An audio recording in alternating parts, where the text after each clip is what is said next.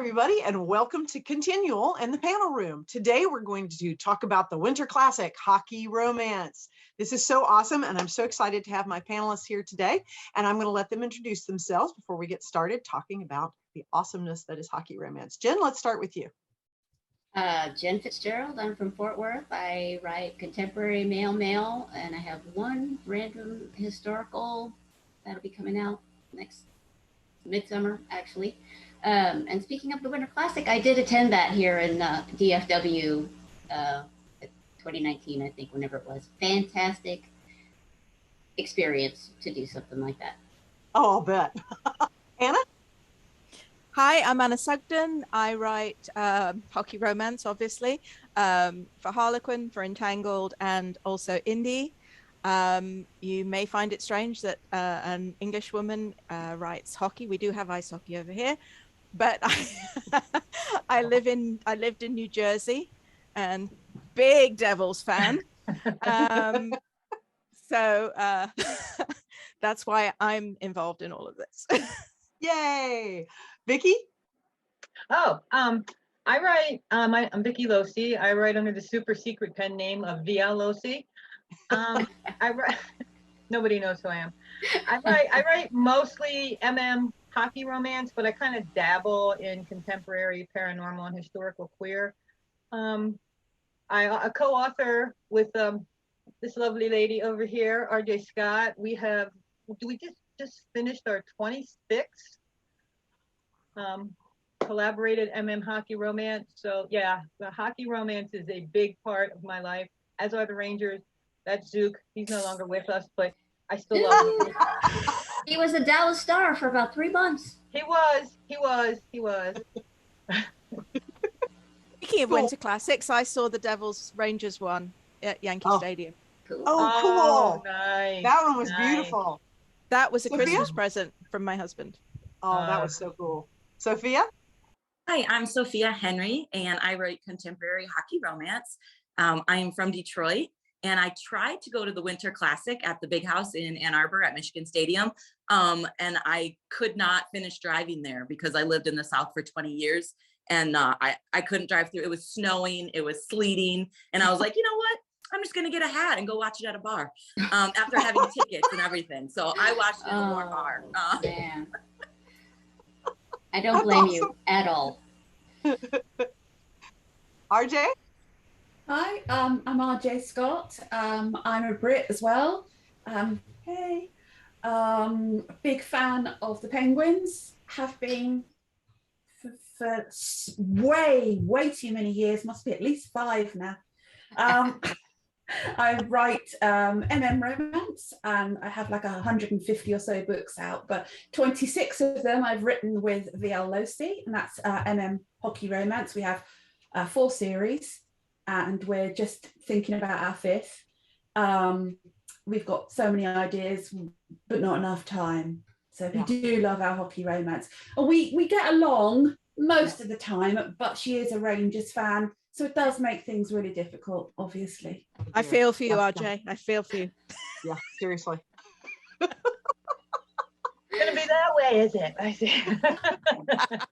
Well, let's talk about why hockey is such a great, sports in general are wonderful avenues for romance, for conflict and that sort of thing.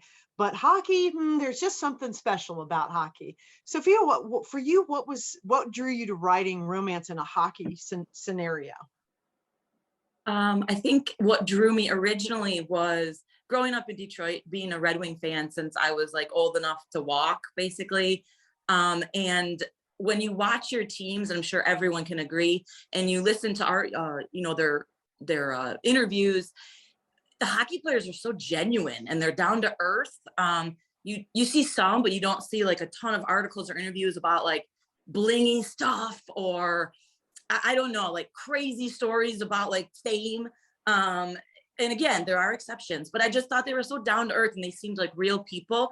And when I was a young teenager growing up and I started liking boys, I was like, oh wow, they're approachable. I mean, they're not, but I thought they were because they were so real and down to earth. And so that for me, that's what did it.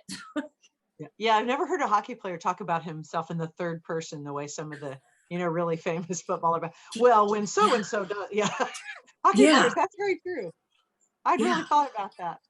What drew you to it, Jen? Well, I was in a Sherlock BBC fandom, and everybody in the fandom was starting to read a web comic that, and some of you might be familiar with, called Check Please. And so I read through this web comic, and of course it was hockey, and it was, some of the characters were based on real players, and I thought, well, I guess I need to go check out this sport. And so that was in the spring of 2016, the Penguins' first run to their back-to-back Stanley Cups, and I was smitten. Sidney Crosby is my boy. And so since I love to write and now I loved hockey, there it was. So how could I not marry the two favorite things? A good matchup. Yeah. Absolutely. Anna, what about you? I mean, you've been a lifelong hockey fan, so. Yeah. Well, my first ever hockey game was Blackhawks Montreal Canadiens, played over in London way back when. I mean, we are talking back in the 90s, early 90s. And I was hooked, absolutely hooked. And then when we moved to New Jersey, I went to see a Capitals game, Jeannie, Capitals versus Devils, and was even more hooked. But I was actually hooked by the players of the Devils. And that was 2003. And that was the year we won the Stanley Cup. So became a lifelong Devils fan. And I too, like Sophia, was really interested in the contradiction, because on the ice, when you've watched hockey that long, these on the ice, these guys are aggressive. My boy is Scott Stevens, or was Scott Stevens, if he's still alive, but he ain't playing hockey anymore. And this guy is the roughest, toughest defenseman on the ice. But in real life, he's humble, he's generous, he is the most amazing guy. And that whole split between the good guy and the bad guy really appealed to me. And so Bad Boy, Good Man, which became a perfect distraction, my first hockey romance was based around this sort of dichotomy between the two guys. Unfortunately, back when I first pitched it, sports romance was a no-no. Yeah. So I pitched and pitched and pitched, but that's what drew me to it, is this sort of the between the two. That's cool. Well, RJ, you and Vicky both obviously have done a lot of this. So RJ, what drew you to it at first, though? Because obviously you've done it for quite a while and written a lot of books about it. What was that sort of first thing that hooked you in? You're muted. No, I keep dropping out. Can you tell? You're in now. I don't know if you can hear me. Sorry, I can. My I can. screen's frozen. No, there you're back. Okay, well, I think mine goes. I think I am. Am I? Yeah, you're back. You're back. Okay, I'm back. You're all frozen, so I'm assuming you can hear me, so I'll just keep talking. Mine goes back to 1984 with Torvalin Dean at Winter Olympics.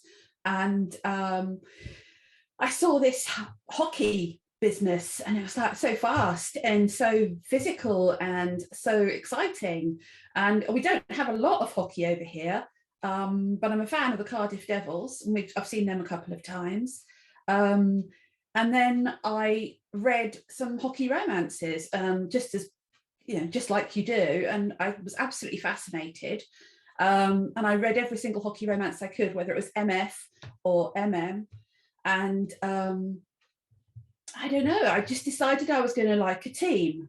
And so I decided, I looked at, I didn't look at any statistics or any history or anything like that. I just looked for the best looking player at that time. And somebody shared a photo of Sidney Crosby in his Canada shirt and jersey. And I was like, there, I was so there. And so I became a Penguins fan back in 2016, literally 2 weeks before the Stanley Cup finals. So I was very lucky. I reckon I'm a lucky charm. Well, I was for those 2 years. Now I don't think I'm bringing any good luck at all. And basically, I kind of hooked up with Vicky through our mutual writing. And then I was interviewing her for my blog. And I kind of just said, you know, we ought to write a book together. And 26 books later, I just love the physical, violent kind of passion on the ice, and almost like the cool, professional, detached, you know, man, the kind guy, the one who goes to the hospitals and the one who does the charity work, and, you know, so it's like the opposites. So yeah, I hope you got all that, and I hope I'm not freezing. You're not. You're good. Okay. Well, Vicky, obviously it started with the blog, but did you have a love of hockey before the blog and the story started with RJ, or were you, did you get pulled in with Torval and Dean? No.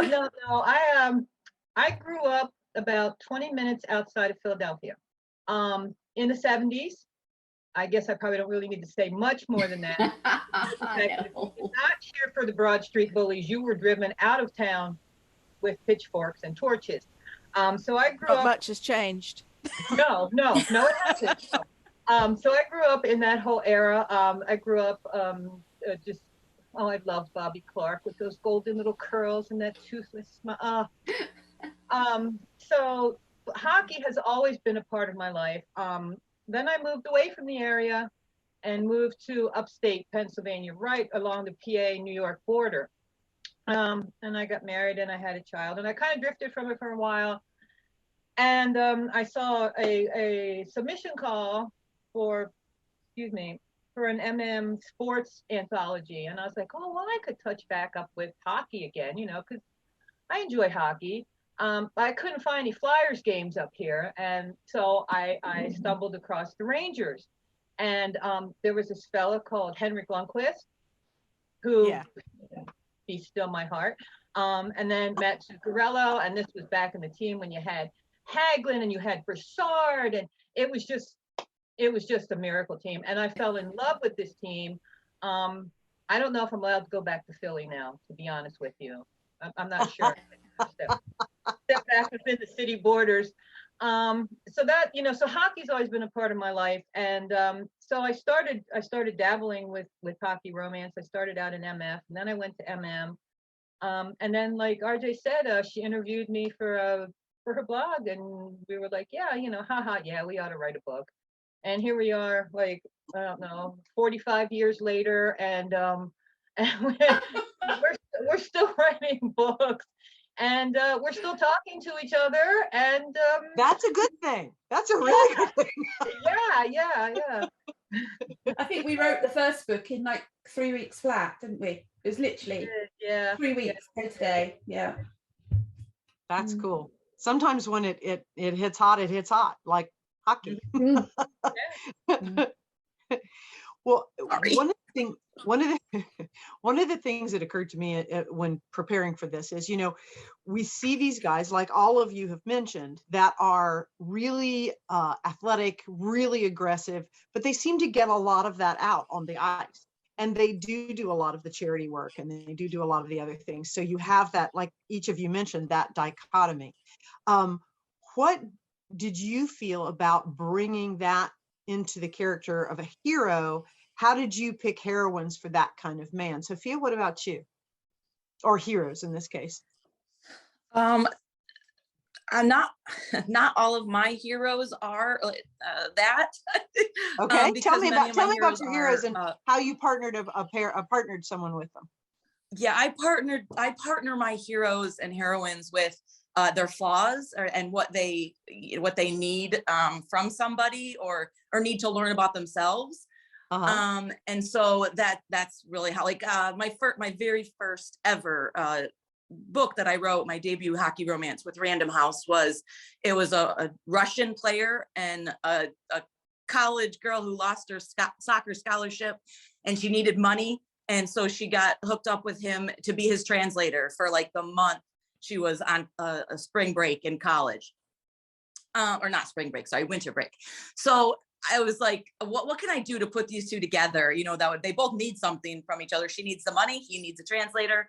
And it worked out pretty cool. I have a lot of European heroes. That's why I say mine aren't always like and I know there are, I'm not trying to stereotype. There are the big, rough, tough, but some of them are just really like quiet and calm, and they do their like beauty on the ice rather than the gruffness on the ice. And I like that kind of hockey. I've always been a European hockey fan. Sorry, Broad Street Bullies. No, but yeah. And so, you know, and I grew up in the 90s in Detroit. Well, I mean, I was born in the 70s, but in the 90s in Detroit, where all the Russians were coming to the team, we had the Russian Five.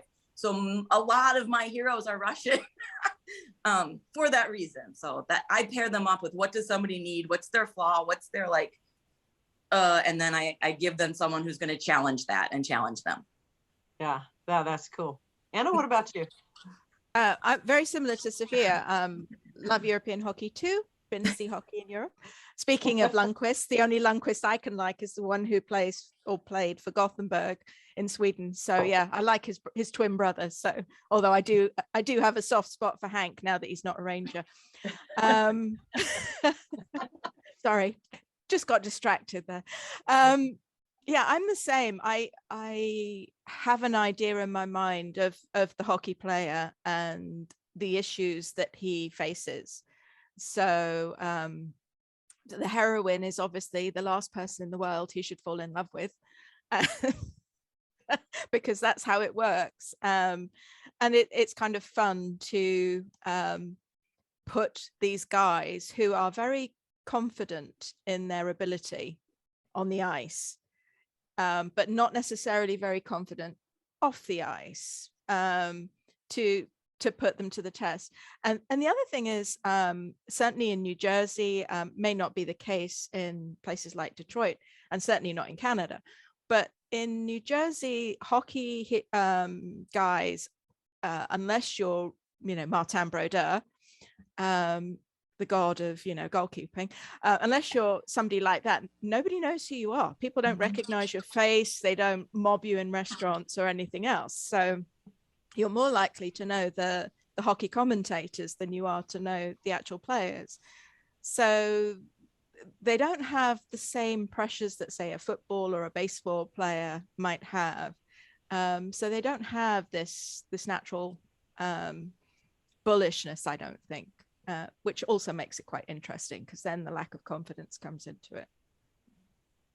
Yeah, that's kind of fun. Well, Vicky, you were talking about the balance between the gruff and the aggressiveness and whatever. How do you work with that in terms of male romance? Because you've got two heroes who may have equal issues in terms of aggressiveness or passiveness or whatever. So how do you work with that within the hockey world? Yeah, it's a bit of a different vibe, I guess is the only word I can think of, between MF hockey and MM hockey, because most time MF hockey, you have the athlete, you have the person who's off the ice, where in MM hockey you can have both on the ice, and a lot of times it depends on each individual character for me. I'm a huge pantser, so I pretty much go into everything. And then I'll be like 4 chapters and I'll be like, oh, okay, so now this is where you're coming from. That's who they are. Yeah, oh, now I know who you are. But yeah, a lot of times you can work on that the opposite attract kind of thing, where you have someone who is, I'll take Victor Kalinsky. He's a very aggressive, very brash, very outspoken sort of player, and he ends up with somebody who's a lot, who's a little calmer, a little more, into himself, and so they balance each other out. Sometimes you have both, they're both aggressive, so you have a lot more head knocking and a lot more personality clashes. So it's like every book for me is very individual, and it's trying to figure out, like what brought these two together, and what is one going to give this one and one going to give that one, and sometimes one gives more and sometimes one gives less, and it's all very fluid, Yeah. What about from your perspective, RJ? I know that since you all write together, that that influences how it comes out. Does that resonate with you too, or are you more of a plotter? Or you're muted? You're muted. Keeps cutting out. I do apologize, and you keep No freezing. worries. I'm a pantser, huge pantser as well. I don't think I could co-author with somebody who was a plotter. You can't. It helps that we're both kind of very much pantsers. We tend to work on getting a blurb and getting a feel for our characters before we start the book, but we do meet the characters as we go along. And yeah, sometimes our characters are similar in ways. At the start, they appear to be these confident hockey players, and then slowly you kind of peel back the layers, and there might be something happened in their past, or maybe, I mean, we have the added well, I guess you have it in MF as well, but that kind of forbidden romance concept as well, where you might have the coach and the player, or we've also got the coach, the player, and the fact that they're on the queer spectrum somewhere, and you've got that added pressure, and you've got to decide how the team takes that. And we've got some books where it's all sunshine and roses with other people around them, and sometimes it's the worst thing that can happen and could destroy the entire world. So we don't know that until we start writing, and I think that's half the excitement. Yeah. Jim, what about you? I mean, that is one of the things that I think so great about male romance is you can have that conflict that comes from, is the world ready to accept this from a sports figure?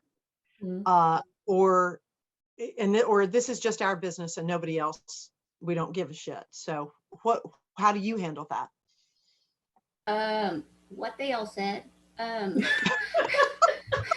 All of it. Like Sophia, my first one was a Russian player. So of course, the political situation towards gay men is a lot different than what it is here.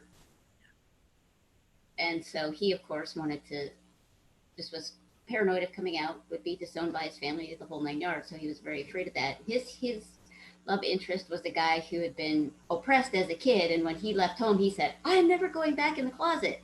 So, what was the compromise between the guy who, if he ever did come out, would be, completely forbidden from returning home and being rejected by his family, not necessarily because they wanted to, but because they had to for their safety. I had another guy whose mother was raised by a very strict, I don't remember the exact strain of faith, but a minister who was very Bible thumper. Homosexuality is, that is not a thing. And of course he knew from a young age. And so he had never even had sex in his home state because he was afraid his mother would find out. But of course he comes home after losing the Stanley Cup, and he's devastated, and she has no sympathy whatsoever. And so it's just this constant, he's just worrying in his brain about, you're my mother, you're supposed to love me no matter what and comfort me when I've just experienced this devastating event in my life. And so he goes off to the house that his grandfather left him. And of course, the young man who comes in to help him that's a little bit of a May, December kind of thing. Not terribly much, but a little bit. And he finally is just, and mother walks in on them doing the dirty. And so he just completely, has a meltdown about it. But they do eventually work it out. And he's just like, okay, that's it. I'm coming out, and I don't care. I'll be, a sounding board if they're, he does an interview the following year, wins the Stanley Cup, and comes out on national TV and says, if anybody needs to talk, you know how to reach me. And I actually only have one couple who are both hockey players. Everybody else is one hockey player and somebody that is not in the business. Well, the first guy, the Russian, and his hero, he was an an ice boy. So they had a reason to be together. But yeah, just gosh, I can't even remember the question now. How do I handle that? Sorry. You've answered it. So Okay, good. Yeah, and like I had one hero who didn't even know he was gay because in his family, that was forbidden. not that it was forbidden, it was just assumed that you were straight. It was just not anything on his radar, and so he went through all the motions and knocked a girl up and had a kid who turned out to have Down syndrome. And after 3 years, the mom said, "I'm out. I can't deal with this broken child." So she leaves her hockey player husband with the child who needs intense amount of care. You know, I mean, a child needs care no matter what, but add on the challenges of her having Down syndrome, and she's got all the special needs going on. And so when the guy who he falls in love with was a teacher at the school that she attended, and so he came in and was the caregiver at home, and all of a sudden he's like, wow, there's this guy. I'm used to seeing naked men because I'm a hockey player, you know, locker rooms and whatever, but something's different about this. And so he just finally has this moment of aha moment. Oh yeah, I think I might be gay. Cool. So that was a fun one to write. I really had fun with that one. Well, that actually sets up my next question very beautifully. We're all ladies. We are. We're all writing about male hockey players. So obviously you're talking about locker rooms and you're talking about other things like that. So how did you do your research for the behind the scenes hockey stuff that you may or may not have already known about? Now, like I know a lot about baseball and behind the scenes of baseball because I've got a baseball boy, but I would have to do research to write a hockey book. How did you deal with that, Sophia? I mean, research is the key word. I have friends who are in media in Detroit. One works for the Red Wings. So I asked people a lot of questions. It was, looking at articles, watching, now it's YouTube, but just watching videos. And I have a hockey son. So I get to go in the locker room. They're kids, but I get to go in and so I get to see it. I'm at the rink. I get to see that too. So, but I think it really, really helps having friends, author friends as well. There's a great group of hockey authors that we kind of talk about different things like that. And they help immensely too, because some were in media, some were in, print, doing like newspapers and things. So they were right there in it, and it helps to have someone to ask who has been in the trenches. So. Yeah. What about you, Anna? The research was tough. I have to admit the research was tough. Oh gosh, it was so challenging. It was hard work. I was very lucky in that I got in touch with the New Jersey Devils, and which as an unpublished author, as just a writer, you don't get the same credibility as you are when you're published. But I got in touch with the then owner of the New Jersey Devils and said, can I come and talk to some people and do some research? And he said yes. So he set me up to interview Ken Danico. And so I actually went and interviewed Ken Danico and spoke to him and asked him about a whole bunch of stuff. And let me tell you, he's got some stories about Mark Messier. But anyway, and then I got to go backstage at the then Continental Airlines Arena and ride the Zamboni and see how the whole behind the scenes worked. And we're very lucky at the Devils because the commentators, Doc, who bless him is retired, Chico, Matt Laughlin, Stan Fischler, all these guys are really, really generous with their time and their information. And so they would answer questions and, and funnily enough, they were the only people who didn't diss hockey romance. They treated it with the respect that a lot of people in this world do not treat.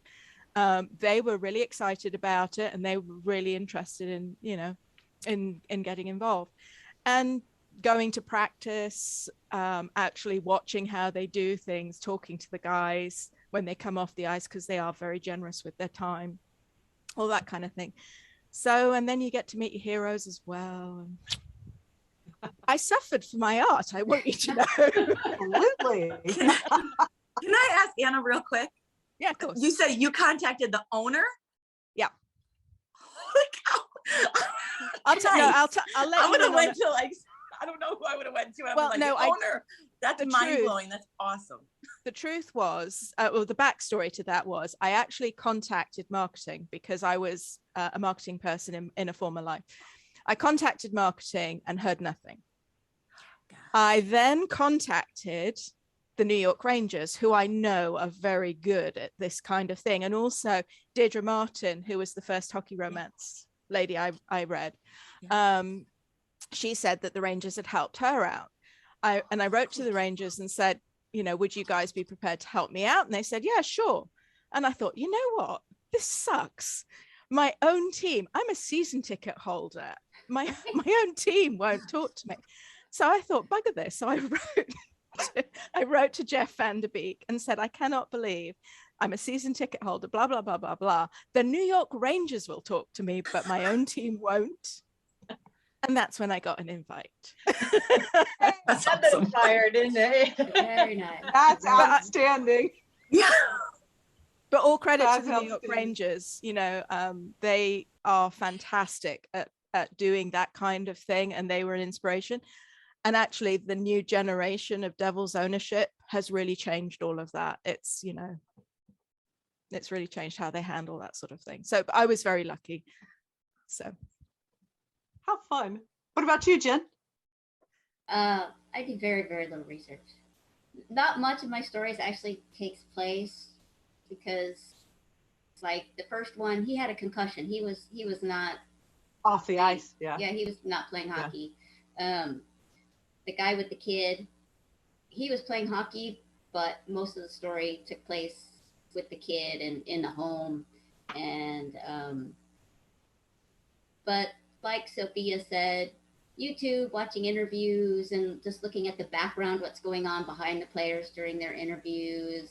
Right. I've tweeted at our broadcasters a couple times asking, you know, just random off the wall questions. My daughter and I were driving home from the game and I was like, oh, I need to know the answer to this question. So I send it off via Twitter and they read questions from Twitter if they can get to them on the post-game show. And all of a sudden they're like, okay, we got a question from Jen. And he read it and you could just hear in his voice like, huh? Random question, but okay. And I got the answer, so that was fine. But yeah, just, you know, and just reading other people. I'm like, well, I'm gonna take advantage of, you know, why reinvent the wheel. But so yeah. Can I just say another great lazy. source, by the way, is the Players Tribune. Oh yeah. I don't know how many Absolutely. of you read the Players Tribune, but Mhm. the articles on the Players Yeah. Tribune, which was set up by Derek Jeter, speaking of baseball, but yeah, they have a lot of really good background information. I try to write about real life issues Mhm. for hockey players, whether it's injury or concussion or you know, being ripped off your money or whatever it may be. And there's always one or two guys who on the Players Tribune will write about what happened to them, and they do it in great depth. So that's a huge resource as well that I really enjoy. Oh, that's cool. That's cool. RJ and Vicky, you want to answer that together or separately, or how do you do your research? We collect articles, don't we? I'm looking at Vicky up there. We collect articles. I've got like tons of, like, I'll send something and did you know this? Or she'll send me something, have you seen this? We just collect all these articles and just get our inspiration from so many different stories. So you carry on, Vicky, because I'm freezing again. Oh, yeah, like RJ said, we do send each other a lot of articles. We read a lot. Living where I do, way up in the mountains, Pennsylvania, I don't get access to a lot of hockey games. I have to go to New York, which is only why I haven't been able to go for a couple years because of the big bad sea. so I don't get to attend many games, but I watch every game I can. And just like, yeah, like research. I've had people come up and say, it must be so glamorous to be a hockey romance author. And I think to myself, yes, there's nothing more glamorous than being up to your eyebrows in the NHL bylaws. There's nothing drier, I don't think. Right. Little, Yeah. little CBA. bedtime reading to put you to sleep. Yeah, just research. And I think it was Sophia who mentioned hockey romance author groups are a wonderful resource. I mean, you can go in with any kind of question like, what do they, drink before a game, or what do they eat, or and somebody will have the answer for you. So Yeah. That's very cool. So when you're setting up a scenario, obviously, do any of you do it? I know, Jen, you said yours are not as much on the ice or about hockey itself. Are you setting up romances on season or off season? Vicki? We do both. Okay. The last one that we just finished about a week or so ago, I don't know if I can go into too much detail because it's Oh, go for it. Go for it. It's just us. And I don't know when this will this air, so I don't want to give away too much, but I will say that it is so hockey heavy. I don't think I've ever written a book with that much hockey in it. And then now, like the next one that we have planned is pretty much, I think, going to be a lot of it's going to be off season. So we do both. It all depends on storyline and what the characters do and what they're involved in. So there's no really set, but we do a lot of on ice pages and on ice work. Yeah. That's just us. I mean, Sophia, what about you? Mine, it's half and half. No, it's not.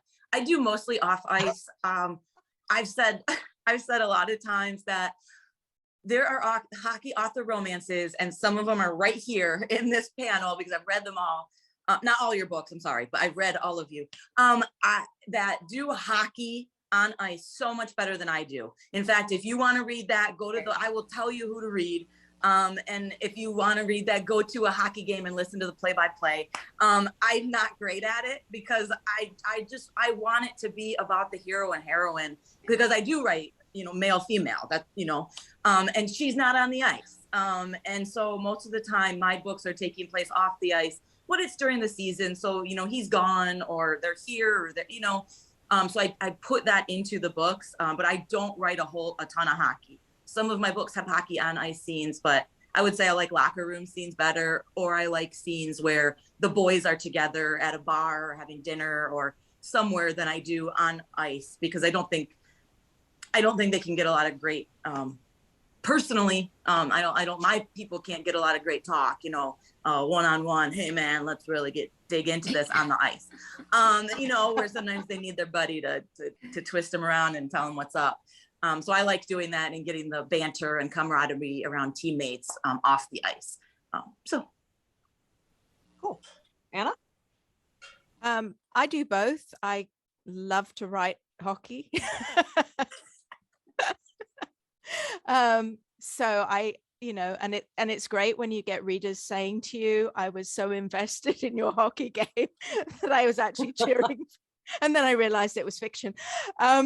Especially that's a wonderful thing.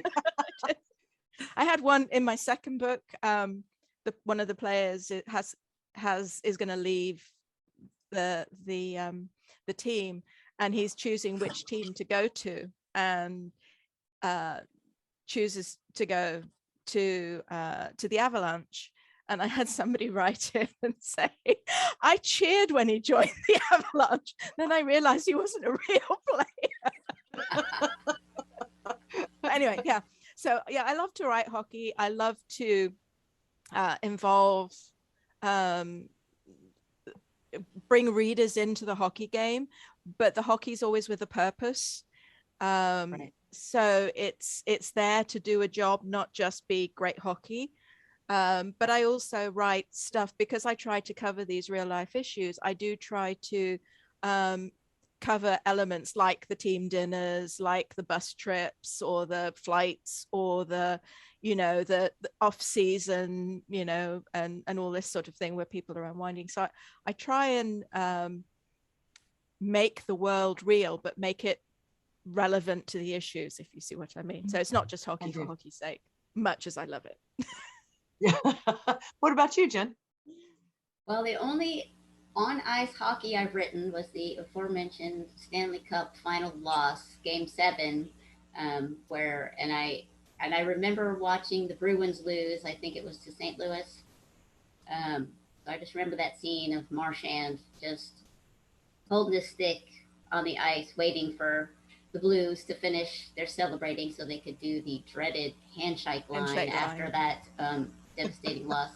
So that was my visual, but that is the only on ice hockey that I've written. Everything else, like I said, takes place away from the rink. I have a little bit of team interaction in a couple of books, but most of it is just outside the hockey world. But I just like the players because they're so doggone cute. Yes, which once again, you have led me right into my next question. If you could write a romance about one of the players that is currently playing, that's your favorite, who would you write a romance about? Now they can, this is predicating that they would be unmarried and available for romantic entanglement of any kind. So who would you write about, Anna? That's a good question, because most of mine are inspired by players that I've seen: Scott Stevens, Martin Brodeur, Scott Niedermayer, Zach Parise, and current players. That's quite interesting because they're all there's some amazing current players, and especially the ESPN calendar, the Naked Calendar, where they have the well-positioned. What? Oh yes, the ESPN body issue. Okay. Body issue. That's it. Oh, gotcha. I mean, yes. you want to see how well-built hockey players are. Oh yes. Tyler Sagan. Hello. Yeah. Yeah, quite. Tyler Sagan. Yeah. That's a very good question. Well, you've rattled off plenty of names there. You could pick one of them. It doesn't have to just be one. Those could be. So maybe we could mitigate the question to who are your inspirations? Okay. So most of the guys that I've written about have been either devils or people that are very similar to devils or have specific issues. Like, for example, one of the books that I've been writing is about a hockey player with a drink problem. And so actually using a hockey player's autobiography about him having been a drinker and how that affected him and all that sort of thing. So I kind of use them, but my favorite one has always been and will always be Scott Stevens, because the blue eyes and the smile and, and he is the ultimate, bad boy, good man to me. So, and nowadays they change teams too much as well. Yeah, that's true. So you meet Taylor Hall or you meet Zach Parise or you meet whoever it is and you think, oh yeah, no, he'd be a really great. And then he goes and ships off to the Wild or ships off to someone else and you think, okay. Darn. Sorry, I'll think of a better answer. I'll think of a better answer to that in a minute. RJ, we'll change it to who are some of your inspirations that are on the ice? It's got to be Sid. I mean, Sid is just like this paragon of virtue right now. I know he didn't start that way, but I mean, he's like Captain America, but he's not Captain Canada. But Brian Rust off the Penguins, who can grow the most amazing moustache in November. Unfortunately, married, probably straight, kids, etc. And obviously Chris Letang, who his hair just his hair. And his suits. His suits. And his suits. And his classic family. And, you know, his beautiful wife and so on and so forth. But I mean, it's just that the Penguins are having a real turnover with players. And I kind of don't want to get too attached to some of them because I just know that we're not going to be able to afford to keep them because we want to keep Sid and Gino. And then it's very sad. And I please don't let the Penguins get rid of Brian Rust because honestly, Brian Rust. I'm not mentioning names because every time I do, they get traded. Yeah. What about you, Sophia? Who are your inspirations on the ice? Yeah, I don't know. I'm just putting this into the universe. I'm just kidding. Don't trade. So I like that you changed it to inspirations because current players for me, and I mean, I'm 43, right? But some of them are too young. So I can't look at current players as my hero because I'm like, oh my God, you could be my baby. Like, and I watch children play hockey. So I don't look at current players. But my all-time, that would be all perfect. I do look at current players. I watch games. Tomas Tatar is actually my favorite player currently, has been for a while, was with the Red Wings originally. And then as soon as we got jerseys for me and my sons, of course he gets traded, right? You know, twice. But so Tomas Tatar, current, but my all-time. You can see this man in any one of my heroes that you read. It's Sergey Fedorov. There's no doubt. He is my ultimate number one. He's it. I don't care if he has a wife. Come to me, Sergey. No, I'm just kidding. Just kidding. But yeah, he's it. What about you, Vicky? Oh my. Well, aside from this lovely band behind me, actually, I have a lot of my forwards tend to be short. I don't want to say they're all from Norway. A lot of them are, and they tend to be short and scrappy. And look like Hobbit wizards. A lot of flow, yeah. But probably my biggest inspiration, and almost every goalie I write is the King in some way or form. There's something about Lundqvist that just, I don't know. And he most of my goalies have a tendency to be Hank in some way or another.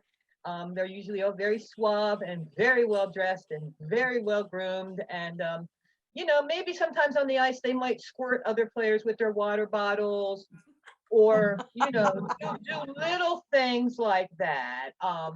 But those are probably two of my biggest inspirations. I will say, though, now that we have Artemi Panarin, he's making a really strong bid for being like high up there on the inspiration charts. So.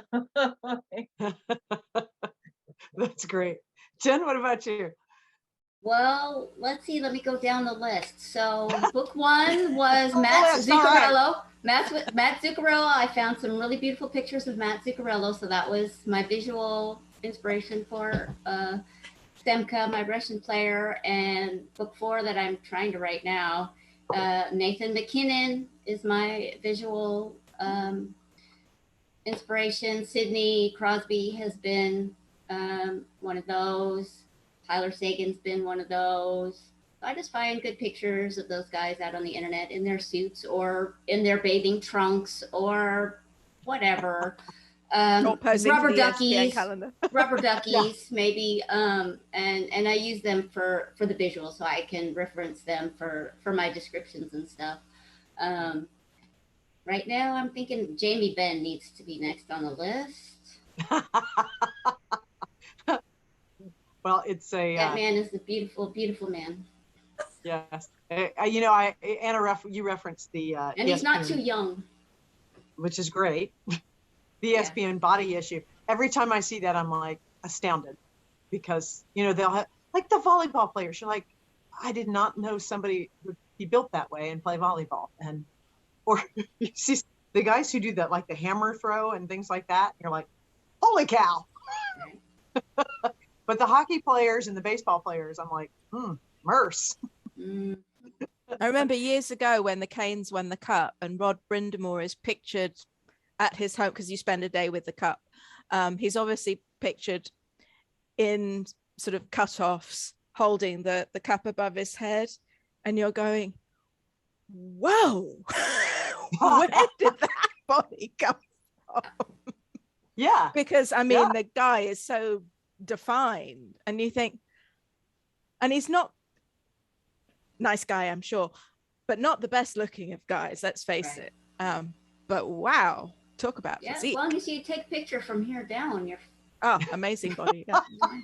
But I mean, think about it, right? Hockey players they're covered. We don't get to see anything. We don't get to see a butt. We don't get to see, you know what I mean? Like football players, baseball have those tight pants.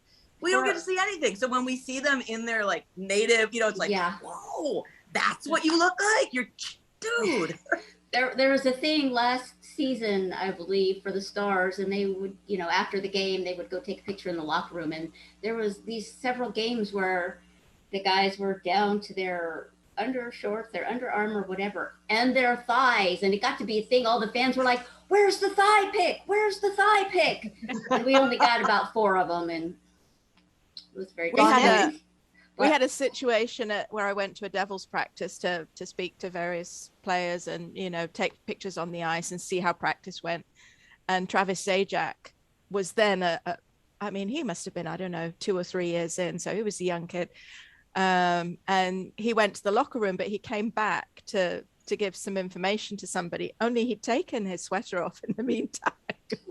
And you could see all the hockey moms around going, well, Travis. Yeah. That's great. Well, and it is always amazing to me that people discount hockey in some ways. And I'm thinking it's a 360-degree sport. You have to be fast. You have to be strong. You have to be physically adept. You have to have stamina and all of that. And people don't pay attention to that who are not hockey fans. Don't think about what a 360-degree sport is. And, you know, it's baseball, on the other hand, like Big Papi can play and, you know, kind of jog. He can jog to first base because he hit the ball so damn far. Hockey players don't have that luxury. And you do it on that's the ice. thing. You do it on ice. Skates. You do it on a thin like blade, that, a razor blade. Everything else is flat-footed, you know? Like that's Yeah. I think that's the thing that's quite interesting, because most people will say, oh, you write hockey. I guess there must be lots of fights in it. And you kind of say to them, you know, these days there aren't any fights really, because they can't afford fights. One, they can't afford the injuries, but also they're so highly trained and so highly physical and at such peak condition. And it's so fast that fights just don't really register, which is why, of course, enforcers have gone out of the game and all this sort of thing. So hockey isn't about fights anymore, people. Yeah, it's really about athleticism. It's really become so much more about athleticism and speed. Really, my goodness, speed. So fast. You go to a game and you watch a game now compared to the guys who used to have a beer and a cigarette in, you know, between periods. Now, I mean, especially if you sit, you know, close to the ice, wow, the speed that they play is, you know, even in an exhibition game, these guys are fast. Yeah, it's fascinating. It's really fascinating. Well, this has been great. We have just about gotten to our time, and unfortunately we've lost RJ. But Vicki, hopefully send her apologies, but her internet finally just conked out on her, and she's really sorry. It's okay. We'll let you tell us. We'll let you start. Let's go around and say where we can find you on the net, and if you have a book coming out, if you'd like to say what that is, that's great. And Vicki, if you could say for you and RJ where we can find you on social media and the internet. Sure. Let me, well, my internet, my thing died too. We can be found just about anywhere on the internet. RJ, we both have solo and co-authored stuff. You can find us on Facebook. We have a group called the MM Hockey Romance Group, which is a big, vibrant group and lots going on and all kinds of good stuff going on. RJ, I believe, and if this is not her proper website address, she will kick me soundly in the behind. You can contact her at rjscott.co.uk. just type in RJ Scott. She's everywhere. Everybody knows her.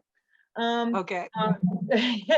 You can find me. My website is vlocey.com. I'm also the same. I'm everywhere with my nose and everything. If you can't find me, just like type in a Rangers website. I'll be hanging around. As if we ever would.